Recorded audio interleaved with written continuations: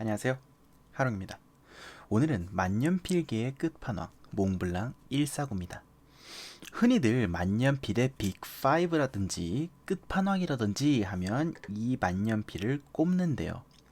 왜 수많은 매니아들이 이 만년필에 열광하는지, 왜 이 만년필이 그렇게 좋은 평가를 받는지 관찰해 보겠습니다. 크고 비싸고 유명한 이 몽블랑 마이스터 스틱 149는 왜 이렇게 좋은 평가를 많이 받을까요? 마이스터 스틱 149는 몽블랑이라는 독일 브랜드의 플래그십 만년필입니다. 많은 사람들에게 만년필을 그려보세요 라고 얘기하면 만년필을 잘 모르는 사람들도 이 149를 그리고는 하죠. 유선형의 시가형 바디에 9호 사이즈의 큼지막한 닙, 검정색 배럴의 금장으로 된 형태가 특징이 됩니다. 몽블랑 149는 같은 유럽뿐만 아니라 일본 3사에도 어마어마한 영향을 주고 있는데요. 파이로트 커스텀 시리즈와 세일러의 프로피트 시리즈를 비교해보면 이 점이 아주 명확합니다. 약간은 다른 방향이지만 플래티넘 밸런스와 센츄리도 몽블랑의 디자인이 보이죠. 그럼 몽블랑 마이스터 스틱 시리즈를 가볍게 훑어보고 149에 도착해보도록 하겠습니다. 현재 몽블랑에서는 마이스터 스틱 라인으로 총 4가지 149, 146, 145, 114가 있습니다. 트래블러 147 같은 라인업이 있는데 가장 근본이 되는 라인업은 이 4가지입니다. 마이스터 스틱 146과 149는 피스톤 필러를 채택하고 있고 145와 114는 카트리지 컨버터 방식입니다. 1992년 해밍웨이가 발표된 이후로 마이스터 스틱에는 한정판 라인업들도 나오는데요. 일반적으로 146과 149가 그 베이스가 됩니다. 지금 보여드리고 있는 만년필은 몽블랑 마이스터 스틱 149입니다. 단일 모델로서는 가장 오랜 시간 생산되고 있는 플래그십 만년필 중 하나인데요. 149는 1952년부터 139의 후속으로 지금까지 생산되고 있습니다. 제가 가진 것은 현재 만들고 있는 몽블랑 149는 아닙니다. 가지고 있는 두 자루 모두 90년대를 전후하여 생산된 약 30년 전의 149입니다. 사실 외관은 거의 동일합니다. 현행 149를 기준으로 길이는 147mm, 무게는 32g 정도입니다.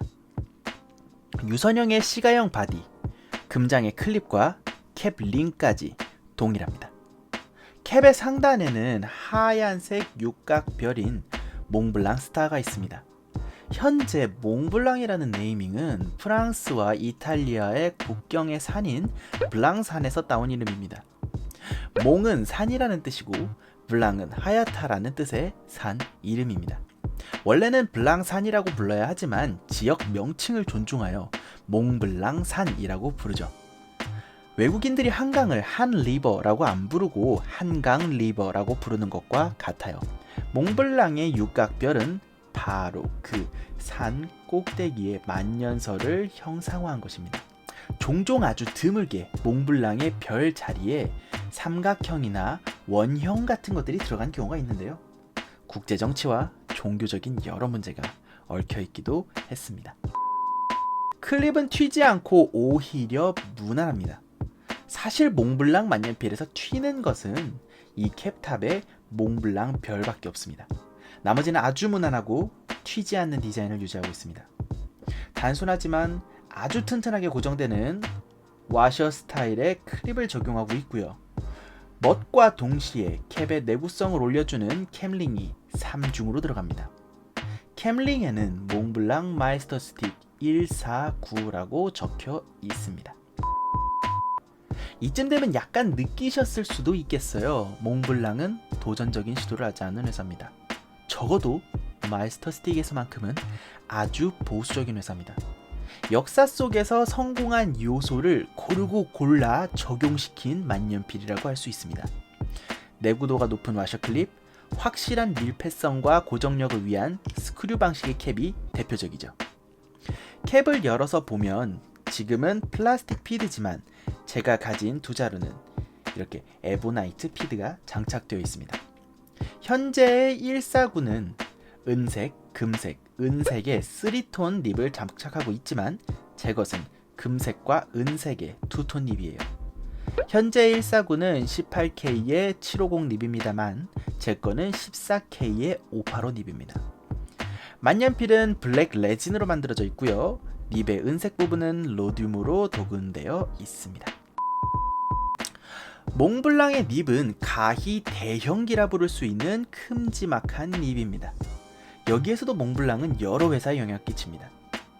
바로 이 몽블랑 립에 적혀져 있는 몽블랑 산 높이 4810 때문입니다. 플래티넘에서는 후지산의 높이인 3776을, 세일러에서는 창립 연도인 1912를 적고 있죠.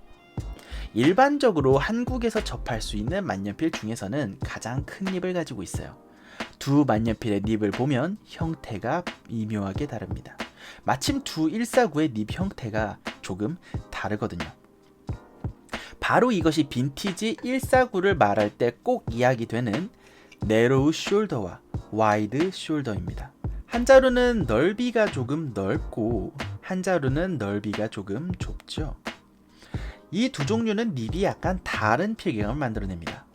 네로우 숄더는 단단하고 정직한 필기감을, 와이드 숄더는 유연하고 부드러운 필기감을 줍니다. 물론 그렇다고 해서 완전히 두 자루의 맛이 확연히 달라지는 건 아니에요. 약간의 연성의 느낌을 주는 몽블랑 149도 있으니까요. 현재 만들어지는 149는 전부 네로우 숄더입니다. 몽블랑은 단단하고 안정된 필기감을 선택한 것이에요. 몽블랑 149는 피스톤 필러 만년필입니다. 딱 4바퀴 반에서 5바퀴 돌아갑니다. 시기에 따라서 조금 짧아지기도 하는데 보통 5바퀴 전후예요. 한 바퀴의 피스톤을 크게 이동시키면 고장의 여지가 많아집니다. 반대로 더 많이 작동을 하게 만들어도 고장의 여지가 많아집니다. 펠리칸 800과 M1000의 경우에도 4바퀴 반 돌아갑니다. 이탈리아 만년필들이 6바퀴 이상 돌아가는 경우들이 꽤 많은데요. 그 때문에 노브가 더 잘 고장나는 건가 죄송합니다. 몽블랑 149를 손에 들면 펜을 잡고 있는 느낌이 다른 만년필과 다릅니다. 손에 안겨 있다라는 말이 더 적합하다고 생각이 드는데요. 손가락으로 쓰는 글씨가 아니라 손 전체로 쓰는 글씨라면 몽블랑 149는 최고의 선택입니다. 149가 손에 큰 사람한테는 146이라고 하는 좋은 대안도 있습니다. 기본적인 149의 장점들은 146 역시도 갖고 있고요. 146 역시 최고의 만년필 중 하나로 인정받는 만년필이기 때문이죠. 어떤가요? 몽블랑 149는 가볍다면 가볍게, 묵직하다면 묵직하게 몽블랑 마이스터 스틱 149를 다뤄보았습니다. 꽤 매장이 많은 편이고요. 대형 서점 등의 입점해 있는 곳들이 꽤 있어요. 기회가 닿는다면 꼭 한번 사용해 보기를 바라는 만년필입니다. 오늘은 여기까지입니다. 궁금하신 것, 좋은 아이디어 있으시면 댓글을 남겨주세요. 답변을 드리고 또 영상에 반영하겠습니다. 지금까지 봐주셔서 감사합니다. 끝.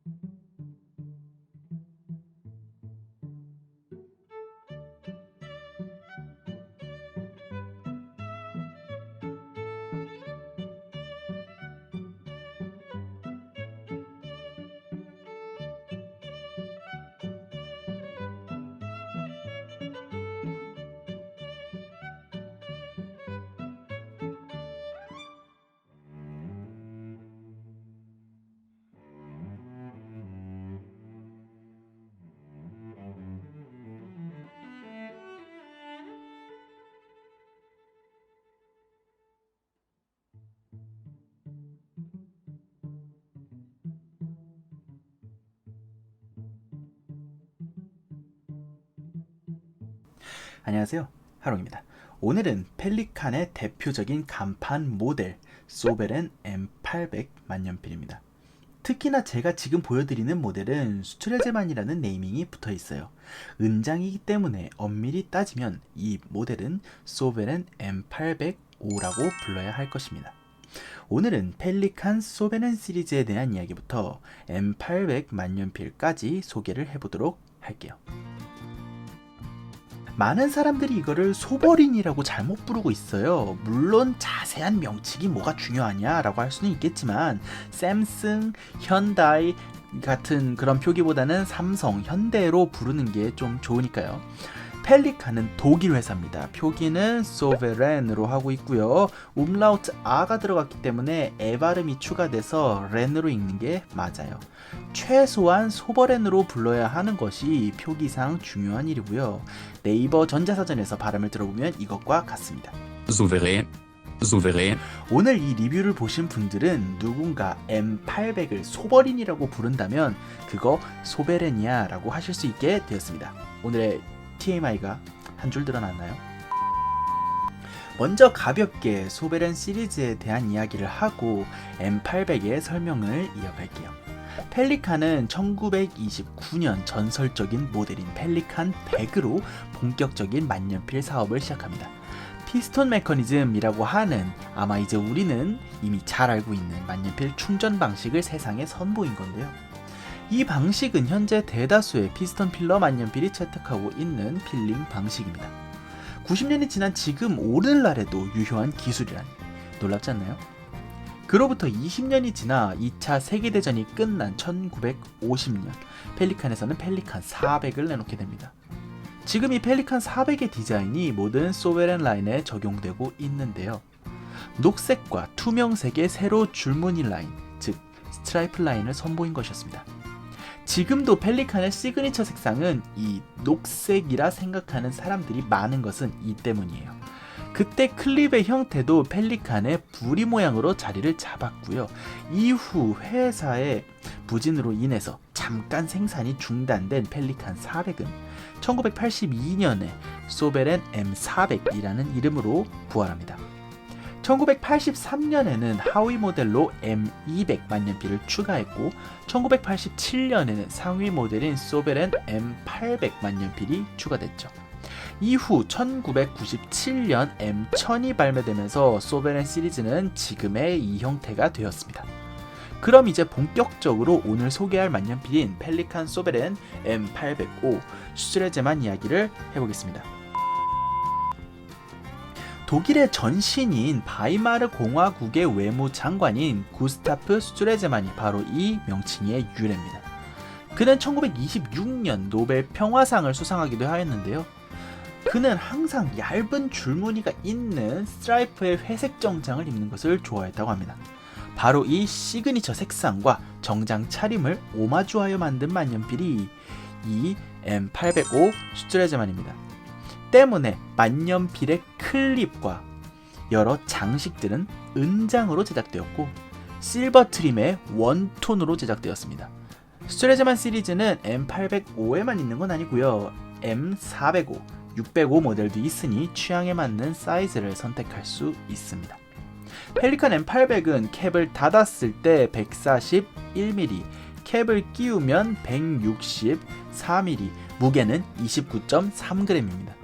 캡을 닫았을 때를 기준으로 M600은 133mm, M400은 125mm로 8mm씩 크기가 줄어듭니다. 사실 만년필 하면 가까운 나라인 일본이 참 열정적입니다. 펠리칸은 유독 일본에서 더 인기가 많은 회사이기도 한데요. 플래그십인 M1000을 제끼고 M800이 더 선호된다는 설문 결과가 있습니다. 그렇다면 그들은 M1000보다 M800을 진정한 간판 모델로 여기고 있을까요? 또 우리나라의 대부분 필기구 매니아들도 M800을 사실상 플래그십으로 여기고 있는데 이것은 왜 그럴까요? M800이 뭐 때문에 M1000보다 좋은 평가를 많이 받는 걸까요? 사실 펠리칸 소베렌 시리즈의 플래그십은 M800이었습니다. 길이 141mm에 18K 펜초까지 가지고 있죠. 플래그십 만년필이라고 부르기에 손색 없는 체급을 가지고 있습니다. 1987년에 출시된 이후에 10년간 플래그십 자리에 있었던 M800은 지금까지도 최고의 밸런스를 가진 만년필 중 하나로 손꼽힙니다. 비슷한 시기에 지금도 유명한 불세출의 만년필들이 있습니다. 1983년에 워터맨의 플래그십인 맨100, 1987년에는 파카의 플래그십인 듀오폴드가 탄생합니다. 펠리칸은 1982년 펠리칸 400이 출시된 이후에 이렇다 할 큰 사이즈의 펜을 만든 적이 없습니다. 1982년에 M400을 복각한 이후 5년을 준비한 펠리칸은 M800이라는 만년필을 내놓게 되죠. 펠리칸 M800의 구성은 복각된 M400과 아주 동일합니다. 크기가 커진 것을 감안해서 무게의 밸런스를 전체적으로 재조정하기도 했고요. 피스톤 필러의 명기인 펠리칸의 첫 오버사이즈 만년필을 위한 황동 필러 역시 만년필의 무게감을 해치지 않았습니다. 아쉽게도 M1000은 이러한 M800의 장점을 온전히 이어받지 못했습니다. 많은 M1000 사용자들이 오랜 시간 만년필을 사용하면서 펜을 내려놓는 것은 이 때문이죠. 펠리칸 소베렌 M800의 상단에는 펠리칸의 마크가 있습니다. 어미 펠리칸 한 마리와 새끼 펠리칸 한 마리가 위치하고 있네요. 원래는 4마리였는데 점점 자식들을 독립시키고 이제는 한 마리만 남았습니다. 초창기 M800은 새끼 펠리칸이 2마리입니다. 더블 코인과 같은 빈티지를 원한다면 이것도 참고하시고요. 클립에서 내려오면 클립의 모양이 약간 신경이 쓰이시죠? 바로 펠리칸 부리의 모양을 하고 있습니다. 캡의 하단에는 디자인의 무게감과 캡의 내구성을 보강할 두 줄의 캡링이 있습니다. 캡탑과 캡링을 기준으로 피스턴 로브의 링까지 1:1 비율이 딱 떨어지죠. 이런 점이 바로 펠리칸 만년필의 안정감이고 미적 아름다움이라고 생각을 합니다. 캡링에는 German 펠리칸 소베렌이라고 써 있습니다. 배럴에는 세로로 된 줄들이 보입니다. 이것을 스트라이프 무늬라고 부르는데요. 사실 완전히 투명하게는 아니지만 이 사이로 잉크의 잔량을 확인할 수 있습니다.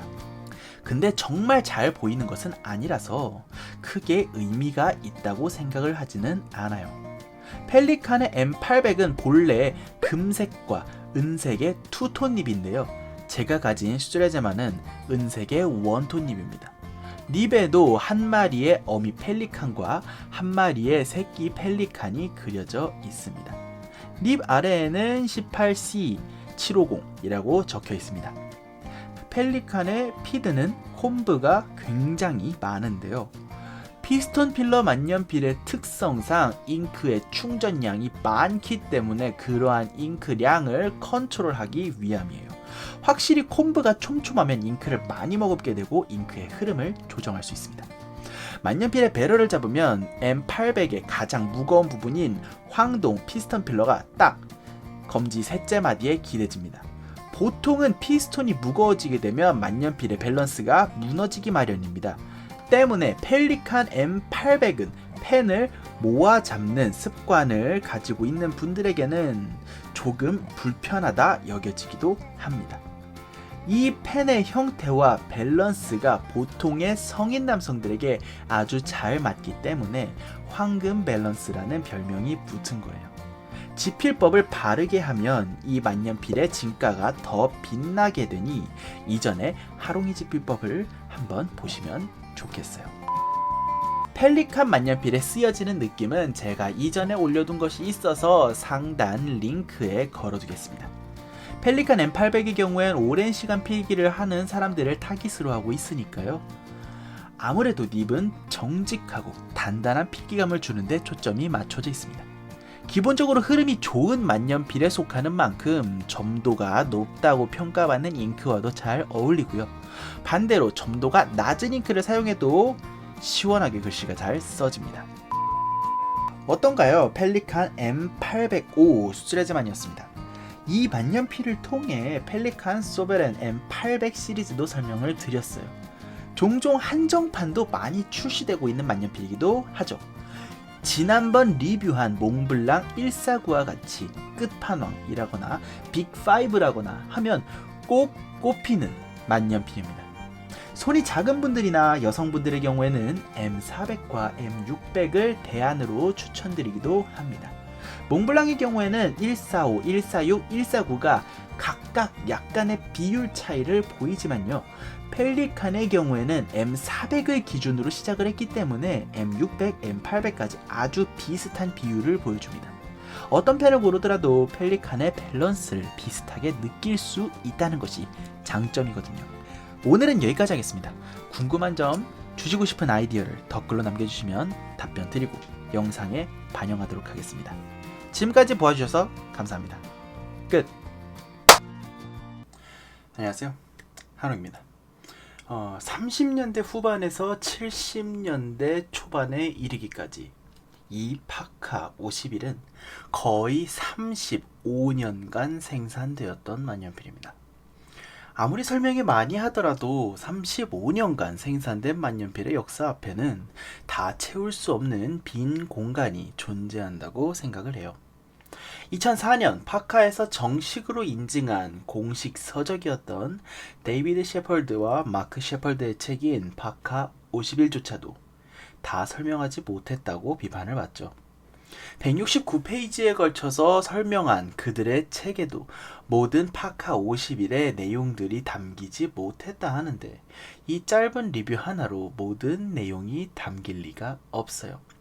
이전에 제 리뷰들에 비하면 불친절할지는 모르지만 이 영상을 주파하시면 적어도 파카 51의 지식이 한 단계 업되리라 생각합니다.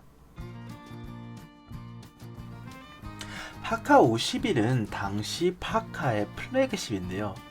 플래그십은 해군의 함대에서 깃발을 펄럭이는 대장함을 말하는 것으로 그 회사의 모든 기술이 집약된 최고 등급의 상품을 말하는 겁니다.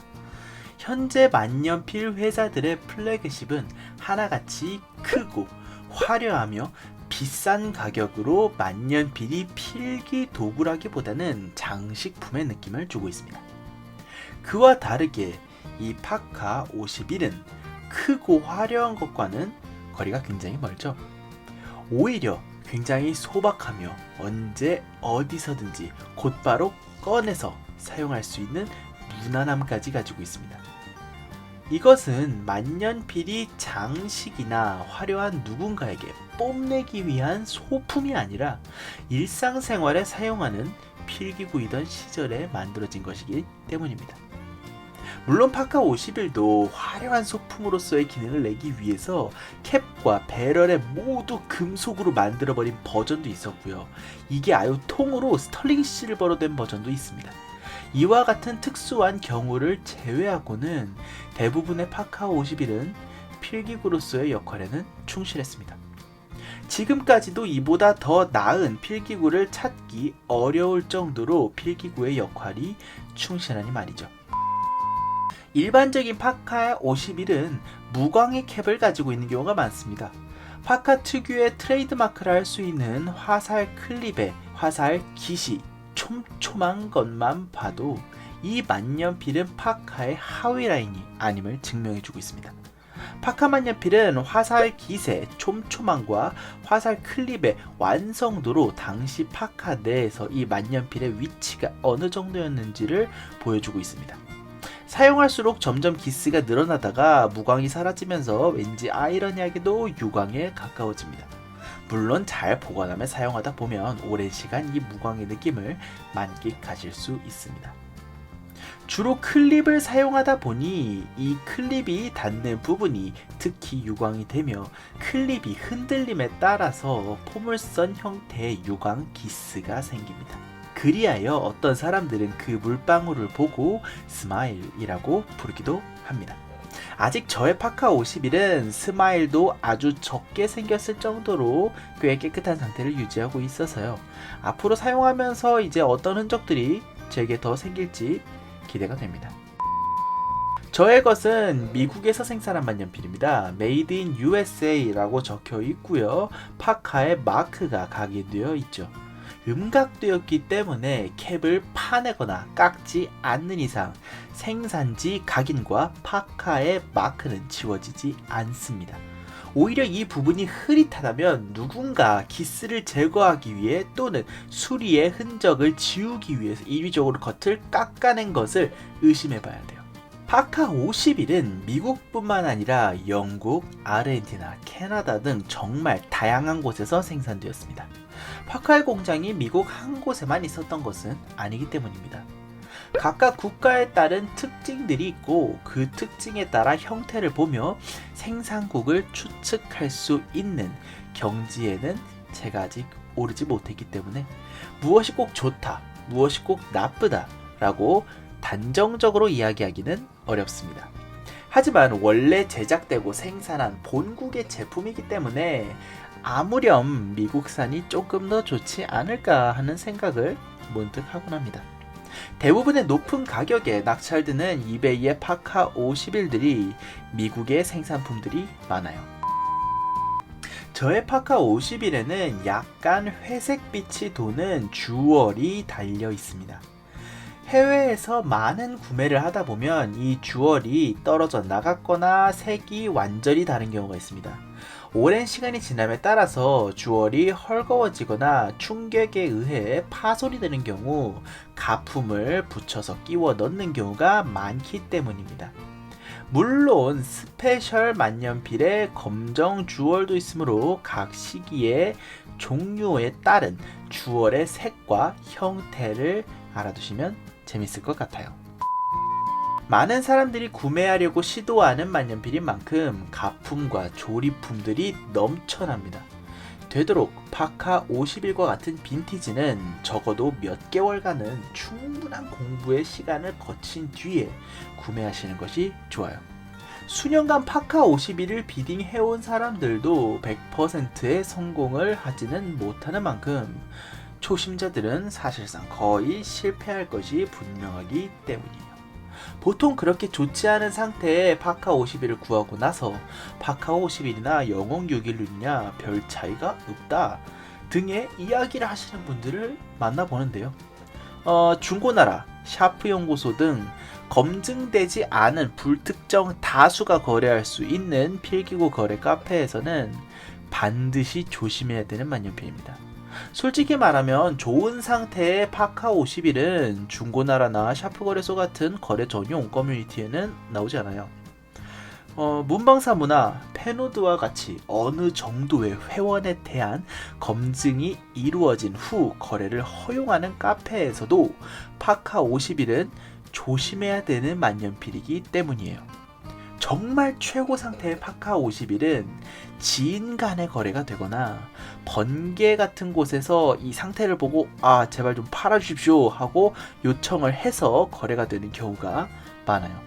파카 51 구하고자 하는데 온라인으로 충분히 확인할 만한 자신감이 없다 라고 하시면 1년에 2번 정도 열리는 페노드의 펜쇼를 노려보는 것도 좋겠습니다. 파카 51은 유선형의 몸체를 갖고 있는 만년필입니다. 만년필 어느 한 곳에도 각진 곳이 없이 곡선을 유지하고 있는 만년필이에요. 유의한 뾰족한 모서리라면 만년필의 이 촉 끝과 화살의 펜촉 끝일 텐데요. 화살 촉과 만년필의 촉만이 모서리, 즉 포인트를 가집니다. 굉장히 재밌지 않나요? 회사의 상징과 만년필의 이 상징, 이 두 상징만이 포인트를 가지고 있는 겁니다. 사실 이 만년필을 만들 때 여러 가지 고려된 요인들이 있겠으나 이 날렵한 유선형의 디자인은 아주 많은 것들을 생각하게 합니다. 파카 역시 이것을 알고 있었는지 많은 이미지들을 이 만년필에 투영을 하려고 노력을 했죠. 40년대 초반에 미국의 전투기였던 P-51과도 이름과 형태가 비슷해서 광고 이미지로 함께 활용되기도 합니다. 물론 이 이외에도 대기권을 뚫고 나오는 우주선의 형태라든가 해성으로 표현되기도 했습니다. 여러 자세한 이미지들은 구글 검색을 통해 파카 51 애드버타이즈 같은 정도로만 검색을 해도 다양하게 확인하실 수 있습니다. 파카 51은 이 후드닙의 대명사기도 합니다. 후드닙 하면 파카 51이고 파카 51 하면 후드닙이 생각날 정도로 그 파급력은 대단했기 때문입니다. 후드닙을 채용함을 통해서 공기 중에 접촉되는 면이 현저히 적어졌고 그로 인해 잉크가 빠르게 증발되는 문제를 해결할 수 있었습니다. 당시 잉크 경쟁으로 더 빠르게 마르며 손쉽게 사용할 수 있는 잉크의 제작에 기업들이 혈안이었기 때문에 이런 디자인을 만들었다고 할 수도 있겠습니다. 미국의 몇몇 그리고 국내의 몇몇 유명한 만년필 콜렉터 중에서는 파카 51의 탄생을 만년필의 잉크가 발전했기 때문이다 라고 주장하는 사람들이 있습니다. 대표적으로 우리나라에서는 페누드의 대표 운영자이신 을지로 만년필 연구소의 파카 51님이 이 주장을 하고 계시죠. 재미있게도 파카 51의 글에 파카 51님 이야기를 하시게 됐는데 그분의 저서인 만년필입니다를 본다면 그 내용을 알 수 있습니다. 간략히 설명해 본다면 이렇습니다. 나무위키 같은 오픈 위키에 꽤 잘못 설명되어 있는 부분들이 많은 것이 바로 이 파트인데요. 당시 잉크 제작의 대열에 있었던 파카는 새로운 잉크를 만들어내는데 성공했다고 합니다. 근데 그 잉크가 정말 빨리 마르기 때문에 종이 위에서 금방 말라 번지지 않는다는 장점이 있지만 만년필 닙에서도 빨리 말라버렸다고 하죠. 게다가 잉크가 강한 염기성이기 때문에 주로 사용되던 재질은 버티지 못하고 변형이 되는 문제까지 있었다고 합니다. 그리하여 파카는 새로운 재질의 만년필 그리고 잉크의 마름에 강한 만년필을 만들어야만 했던 겁니다. 그래서 나온 만년필이 바로 파카 51이라는 것이죠. 이것에 대해서는 해외의 유명한 컬렉터 중 한 명인 안드레아 람브로우의 책에도 나와 있는 설명입니다. 조금만 검색해보면 물론 영문이겠지만요, 이와 관련된 이야기를 많이 얻으실 수 있을 겁니다. 이 외에도 파카 51의 형태에 대한 여러 다른 주장들이 있으니 꼭 찾아보시기 바랍니다. 파카 51은 사실 여러 가지 필러로 제작이 되는데요. 크게 두 가지로 나누면 버큐메틱과 에어로메트릭으로 나눌 수 있습니다. 제가 가지고 있는 모델은 에어로메트릭 방식의 필러를 채용하고 있습니다. 마치 스포이드와 같이 눌러주어 잉크를 충전하는 방식입니다. 현재는 영호, 진아오 등의 중국산 만년필들이 대부분 이 방식을 채용하고 있습니다. 그만큼 완성도도 높고 오래 쓸 수 있는 방식인데 사실 중국제 에어로메트릭은 구조가 어설프기 때문에 진짜 에어로메트릭의 역할은 하지 못합니다. 파카 51이 맨 처음에 개발될 당시에는 버큐메틱 방식이었습니다. 원래 파카 51 이전에 파카 버큐메틱이라는 만년필 라인업을 갖고 있었기 때문인데요. 이전에 갖고 있었던 성공한 필링 방식이었던 버큐메틱을 채용한 파카 51은 8년간 생산이 되다가 에어로메트릭에 자리를 내어줍니다. 사실상 버큐메틱 역시 러버를 사용을 하고 있고요. 그 러버가 잉크의 강염기를 견디지 못했기 때문이었을 것으로 생각합니다. 이전의 고무색과 다른 나일론의 일종인 필리글래스를 채용하고 있기 때문에 공식 발표로는 30년간 교체 없이 사용할 수 있다고 하죠. 그리하여 고장나지 않고 오래 사용할 수 있는 파카 51의 시대가 온 것입니다. 우리가 흔히 구할 수 있는 파카 51들이 대부분 이 에어로메트릭을 갖고 있는 것도 이 때문입니다. 파카 51, 굉장한 매력을 가진 만년필이면 틀림이 없습니다. 그 사용성에서도 형태에서도 이 역사적인 스토리에서도 말이죠. 크고 아름다운 닙이라든가 화려한 장식이라든가 하는 것은 없지만 그 특유의 가식이 없음이 아름다운 펜이라 할 수 있겠습니다. 물론 어떤 펜도 단점이 없을 수는 없습니다. 파카 51 역시도 몇 가지 단점을 가지고 있으나 사용하지 않았다면 찾을 수 없는 단점입니다. 물론 그 단점들 역시도 오랜 시간 사용하지 않으면 찾을 수 없기 때문에 파카 51의 완성도가 가히 놀라울 따름이에요.